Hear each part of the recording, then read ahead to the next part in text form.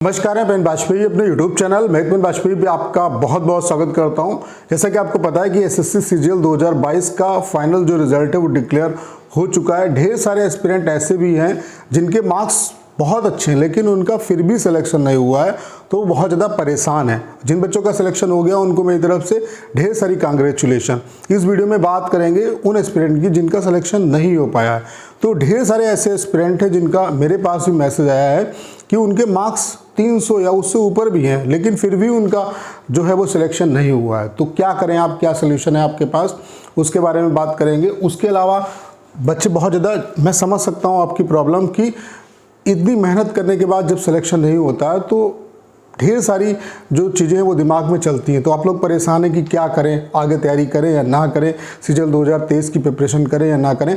तो इस पर बात करेंगे, तो सल्यूशन क्या है उस पर भी बात करेंगे और आपको क्या करना चाहिए उस पर बात करेंगे। देखिए, जिन बच्चों के मार्क्स अच्छे हैं लेकिन उनका सिलेक्शन नहीं हुआ तो कोई ना कोई उनके जो सीपीटी है या जो टेस्ट है उसमें कोई ना कोई प्रॉब्लम हुई होगी। लेकिन ढेर सारे बच्चे ऐसे भी कह रहे हैं कि टेस्ट में भी मतलब उन्होंने अच्छे तरीके से उसे अच्छी एक्यूरेसी के साथ क्वालिफाई किया है, उसके अलावा सीपीटी में भी अच्छे मार्क्स हैं। तो आप लोग वेट करिए अपने स्कोर कार्ड का। जब आपका स्कोर कार्ड आ जाएगा तब चीज़ें आपको भी अच्छे तरीके से समझ में आ जाएंगी कि आखिर आपका सिलेक्शन क्यों नहीं हुआ, उसकी रियल वजह क्या है। उसके बाद ही आप कुछ कर पाओगे, अभी आप कुछ नहीं कर पाओगे। तो सोल्यूशन क्या है? देखो, आपका जो टाइम है, एक एक पल आपके लिए बहुत ज़्यादा इंपॉर्टेंट है।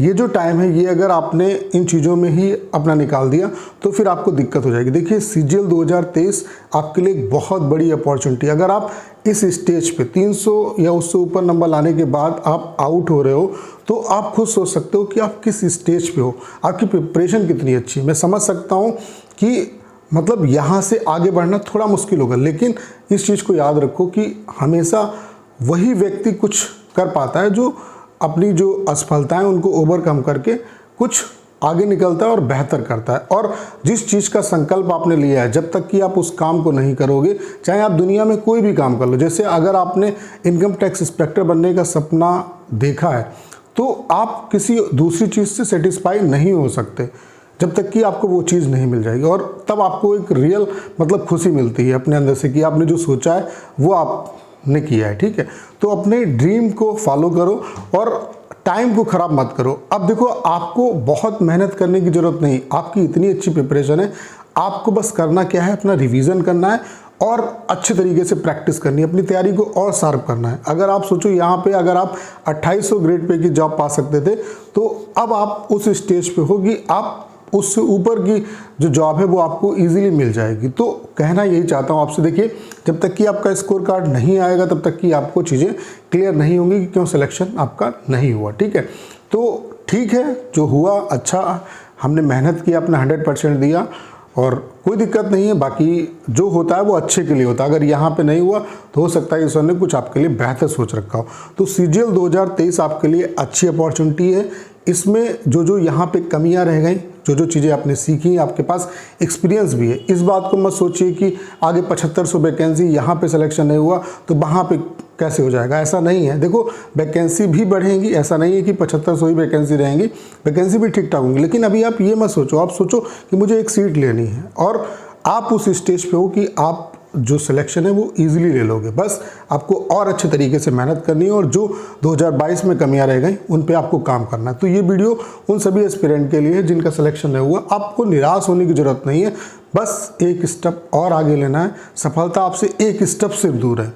तो अच्छे तरीके से प्रिपरेशन करिए। और जहाँ तक मुझे समझ में आता है कि सीजीएल का जब से पैटर्न आपका चेंज हुआ है तो दो चीज़ें आपके लिए बहुत ज़्यादा इंपॉर्टेंट हो गई हैं।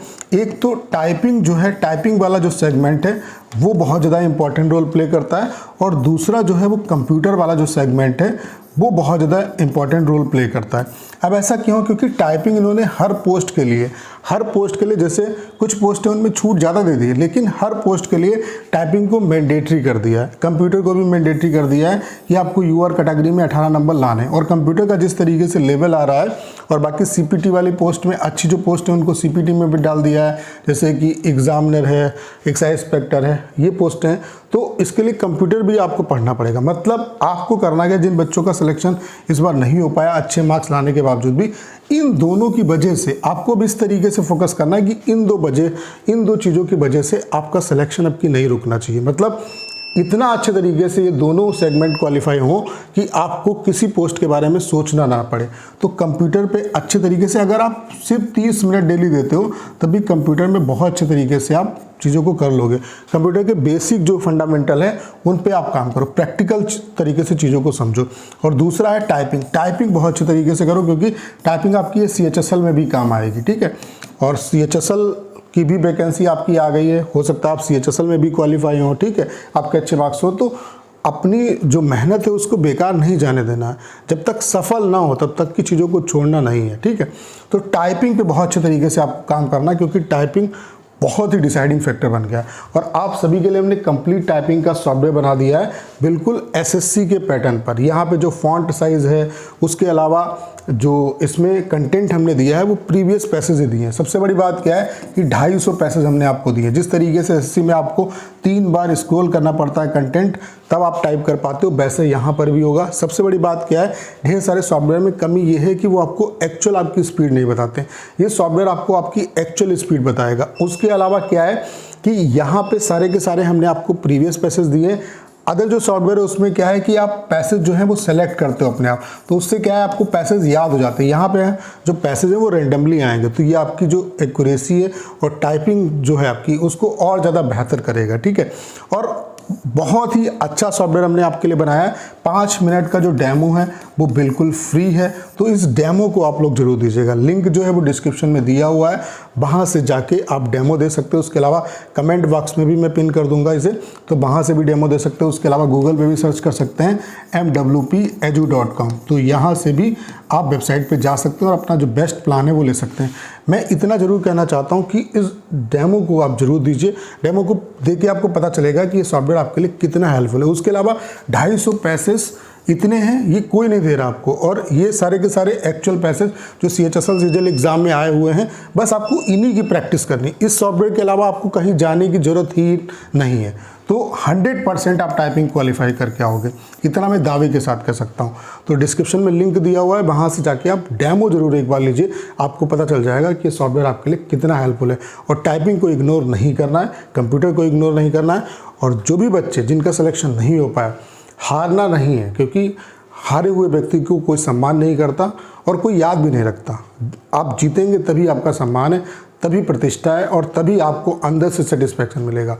तो लड़ना है, और लड़ने में ही मज़ा है। कोई दिक्कत नहीं, इस बार नहीं हुआ, अगले बार और बेहतर तरीके से करेंगे, ठीक है। तो हिम्मत नहीं हारनी है और अच्छे तरीके से मेहनत करनी है, आपकी मंजिल आपके सामने है। तो उम्मीद करता हूँ कि सारी बातें आप अच्छे तरीके से समझ पाए होंगे। करना क्या है, इस वीडियो को ज़्यादा शेयर करना है। उसके अलावा अगर आप चैनल पर नए हैं और आपने अभी तक इसे सब्सक्राइब नहीं किया है तो प्लीज़ चैनल को सब्सक्राइब करना मत भूलिएगा।